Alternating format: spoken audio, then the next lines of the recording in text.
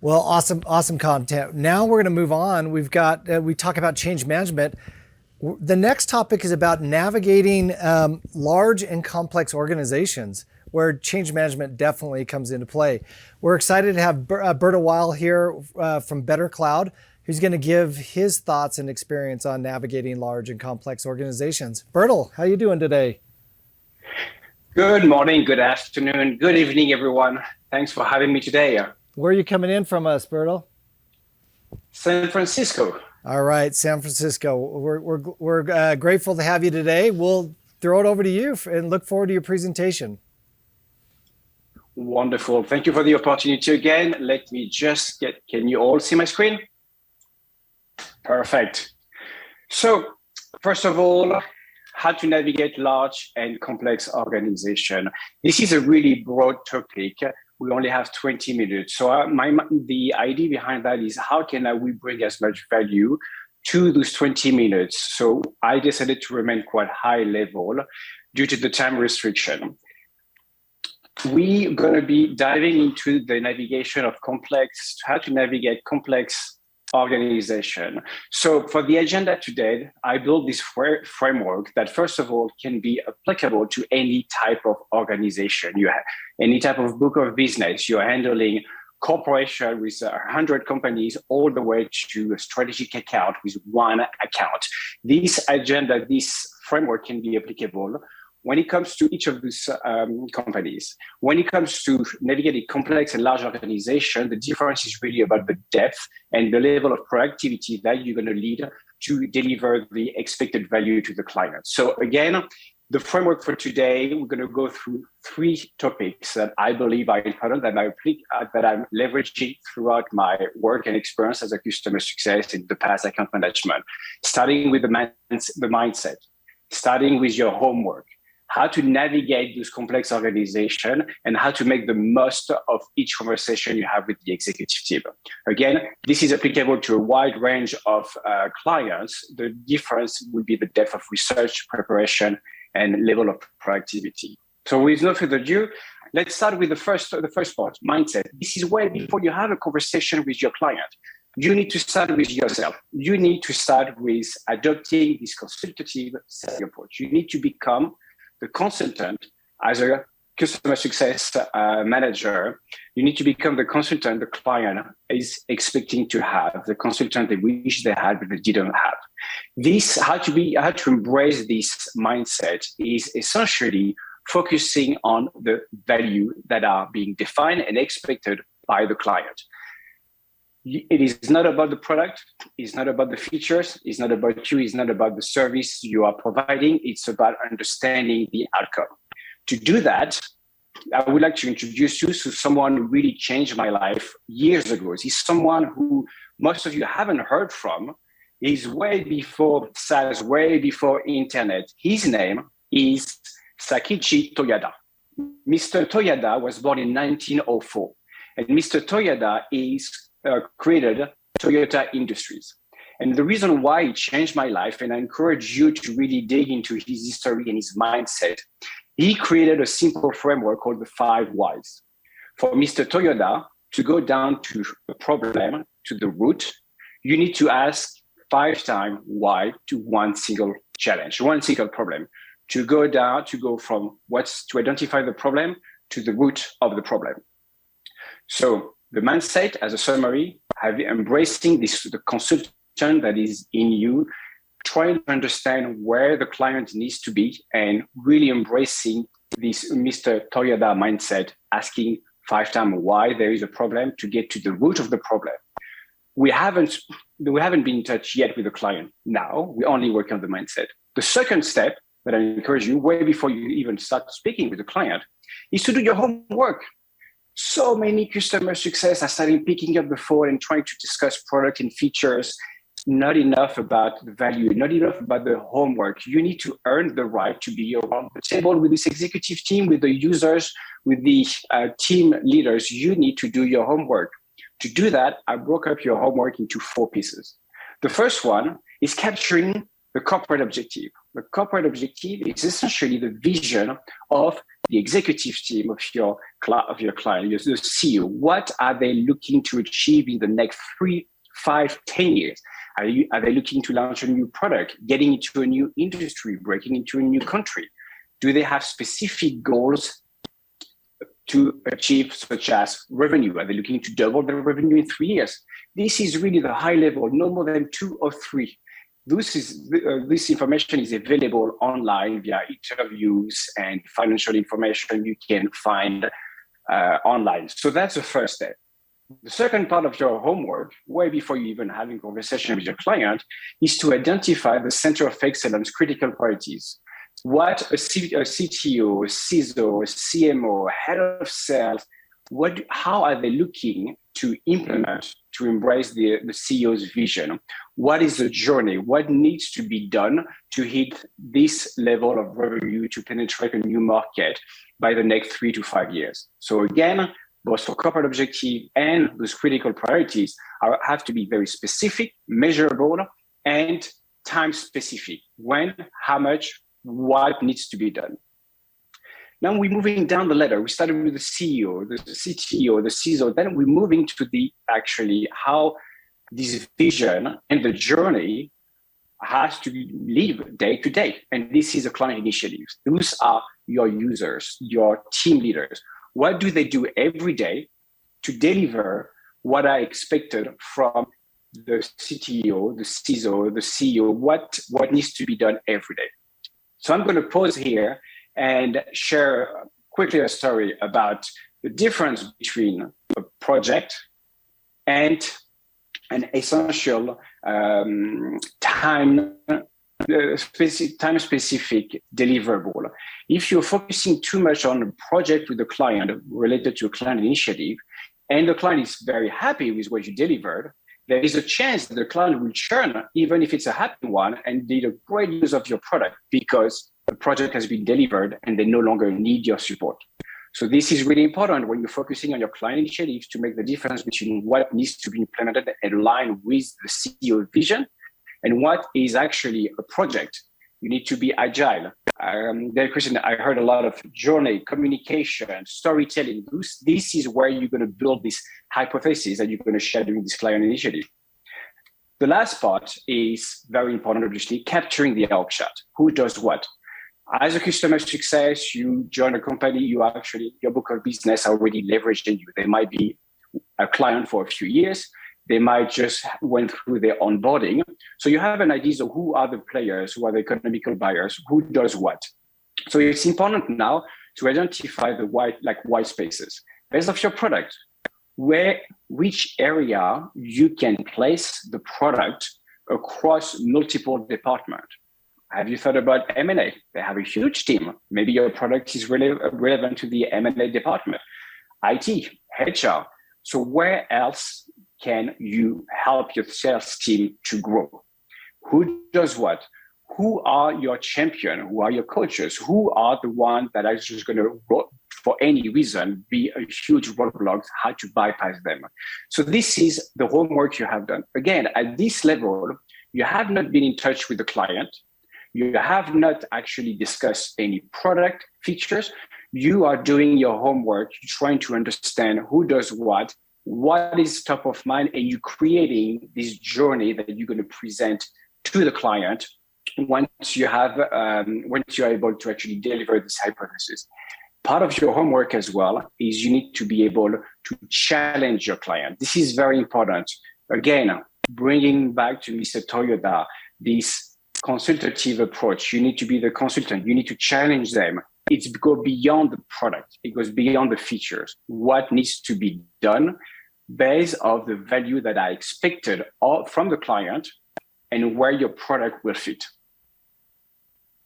So now that you have the right mindset, now that you have an understanding of how to navigate the client, navigate your accounts, and you come up equipped with hypotheses to challenge the client based on the value they're expecting your product or your service to deliver, we're moving to the next part, which is the navigation itself. So you're all set, you're ready. Now you need to identify, you need to connect. First step will obviously be to connect with your current users, really go deep into whatever you're trying to capture, whose statement, trying to capture essentially who is the new economical buyers, trying to understand the difference between a project, a long-term value, what needs to be done today to achieve the goals. So I've added that as a first step when it comes to product limitation. And I haven't mentioned that during your homework, but you need to understand in depth your own product. I know it makes sense, but so many customer success are jumping right in, having a high level understanding of their own product and limitation. It's not about what they can do, what your product and service can deliver, but what are the area where you're not sure that you're going to be delivering the expected value. Understand your product in depth, discuss with your technical team to understand the limitation from the value that the client is expected.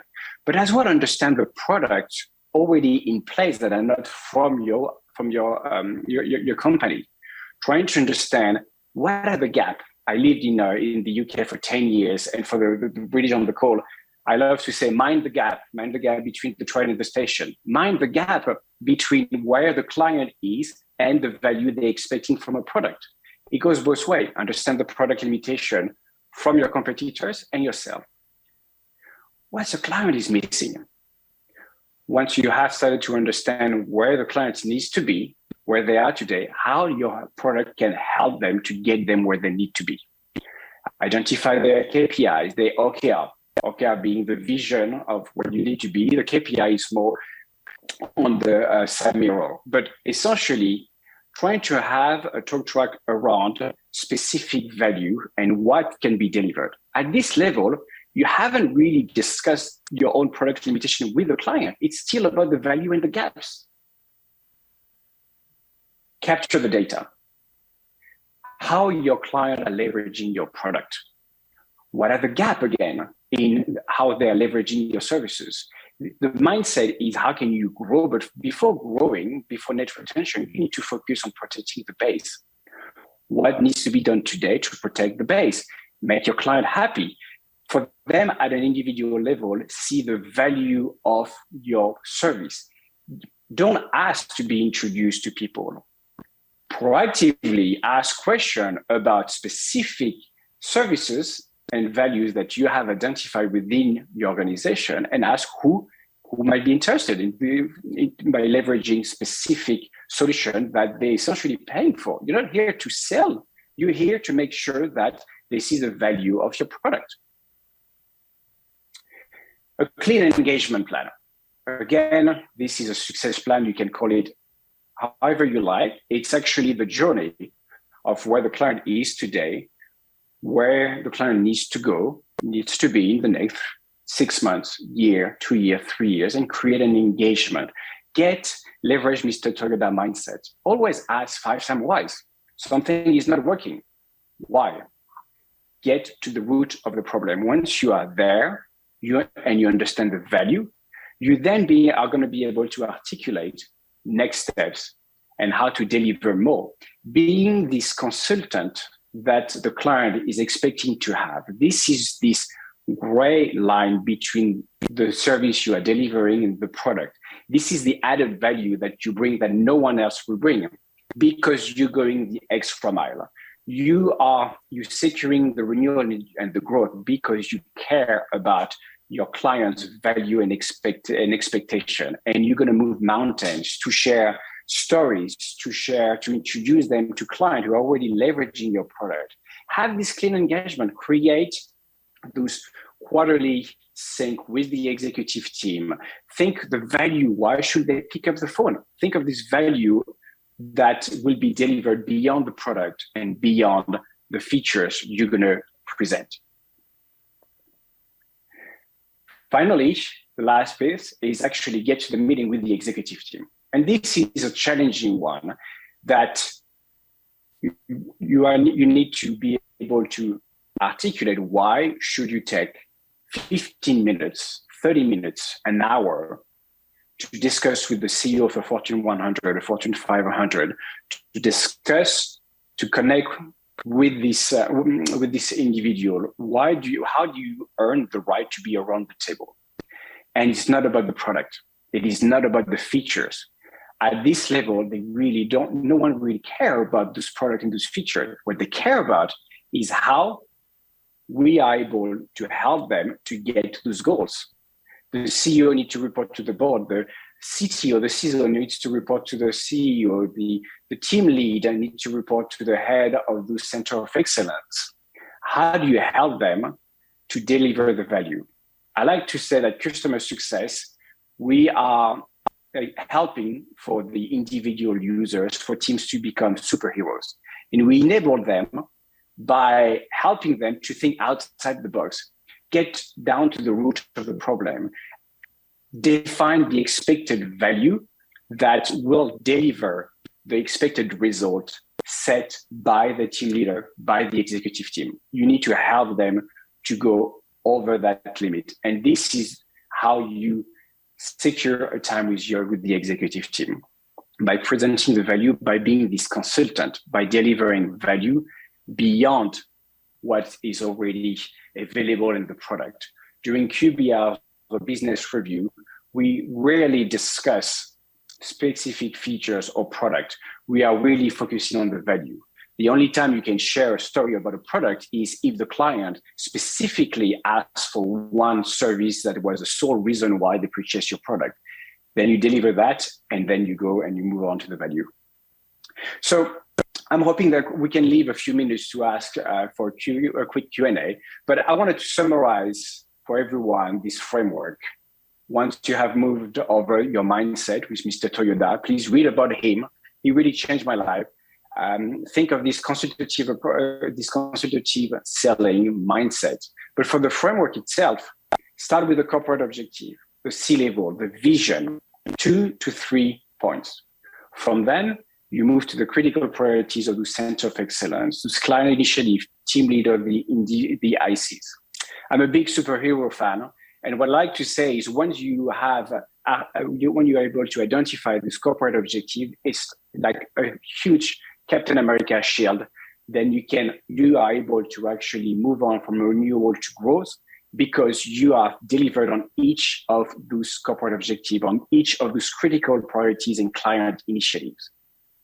Finally, capture the economic and the budget value of the expected solution. It's not about the product, it's not about the feature. You're able to communicate, to share this journey, to share some storytelling about the value. The client defines the value. The vendor doesn't define the value. We can create hypotheses around the value, but the client essentially is the one who's going to pay for specific deliverable. Capture the org chart. Who does what? Try to understand who reports to who needs to deliver what to who, and when. And finally, timelines and milestones. When things need to be delivered, and bear in mind that if you're solely working on a project that expires in 6 months, there is a strong chance that even if your client is green and has a great usage will churn because the project will end in 6 months. I would like to finish with this quote from William Arthur Weil, which I think really embodies this navigation. It's essentially, as a leader, you are the CEO of your book of business. You are the one who can secure their renewal, grow, and build a really strong partnership with your client. As a leader, you need to be extremely agile. You need to communicate, to David Christie's point earlier, communicate as much as possible with the client. You own the stage. You are their consultant. You're here for your client, and you need to drive the conversation based on the value that I expected from this client. Thank you very much. Bertil, thank you so much for that. Really, really insightful. I got a question for you. So as somebody who myself has navigated large enterprise organizations, I know that there is no way that you can enable us on how to do that well in 20 minutes, but I appreciate your attempt to do so. One of the things that you called out during the adoption and white space section of your presentation was around capturing the org chart. Now, in my professional experience, I have found that to be one of the hardest things to get access to and then maintain its accuracy, especially understanding, who's in positions of power and influence throughout the organization. What are some tips that you have that can help guide folks on how to successfully secure that and then manage it with your customer over time? It's actually I'm not allowed to say which client, but one of a successful interaction I had over the past year with one specific client who was just had a flat renewal, flat engagement, wouldn't do much, only speaking with, only leveraging one part of the solution. The way I was able to grow their investment, capture from one team to 3 departments, is essentially delivering on each interaction I had with the users, able to identify who they report to. But back to your point, Christy, what I was able to do is, without speaking about the product and the features, I shared stories. I will communicate with client on other clients' journey who are facing similar challenges. As an example, for this specific client, I read over the news that 2 years ago, they had a huge data breach. Part of their subscription with us, they had access to our secure models. I openly ask, say, this is something you're currently paying for that you're not leveraging. You had this data breach 2 years ago. We had clients who leverage us to prevent from this data breach. Who should I speak with? And this is not a sales conversation, is you paying for that. Yep.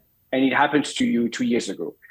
And when you have secured the relationship with your client, and once your client trusts you as this almost independent consultant, and you're here to deliver value, they will introduce you to whoever they think is going to be alive, you're going to be able to help to deliver on that. And trust, communication, storytelling, value focus. And again, I rarely speak about the product itself. It's really about the strategy and the value defined by the client. I hope it answered your question, Christine. Yeah, no, absolutely, Bertil. Thank you so much for those insights. We appreciate you joining us today and for all of your contributions to the conversation. Thank you so much. We'll talk to you soon. Sounds good. Thank you.